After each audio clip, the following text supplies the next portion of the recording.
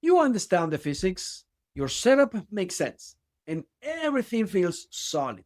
But your final answer is still wrong because of a small math slip, a missed negative sign, a drop exponent, or a simple arithmetic mistake that clears all the good work.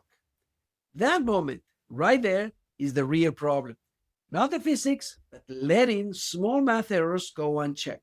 I'm the Physics Sensei, PhD in physics, black belt in karate, and 30 years teaching how to solve physics problems to college students just like you. And what I see over and over is students losing correct solutions at the very end because tiny math mistakes sneak through unnoticed.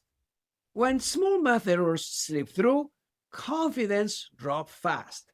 You start questioning the physics even when the setup was correct, and soon every problem feels unreliable. And that doesn't happen because you don't understand physics. It happens because there's no system in place to protect correct thinking from careless errors. Think about driving. A small misalignment in the steering wheel doesn't stop the car immediately, but over time, it pulls you far from the direction you're trying to go. The fix isn't gripping the wheel harder, it's correcting early before the drift grows. In karate, for example, small posture errors weaken every technique.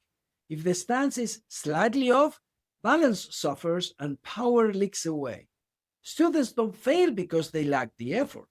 They fail because they ignore small corrections and they skip the foundation that keeps everything aligned. Physics problems follow the same pattern.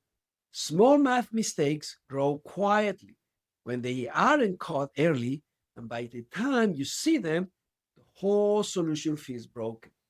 So here's how to prevent small math errors from ruining physics problems. First, slow down deliberately at every transition step. Check signs, powers, and units before moving on, because most mistakes happen during transitions, not during big ideas. Second, rewrite important expressions cleanly instead of stacking messy algebra on top of itself. Clean work makes errors visible, while clutter hides them. Third, do a quick check on how reasonable and any intermediate result, not just the final answer. Ask whether the size and direction make sense before committing to the next step. Only after this should you trust the result. That's why strong problem solvers look steady. They don't rush to finish. They protect correct physics from small math slips. When you solve this way, math stops sabotaging your work and starts supporting it. This is exactly how we train problem solving inside the dojo. So the next time a problem goes wrong at the very end, don't panic. Look for a small math error before questioning the physics. This is your training zone. Train the basics, build your foundation, and let consistency become your advantage.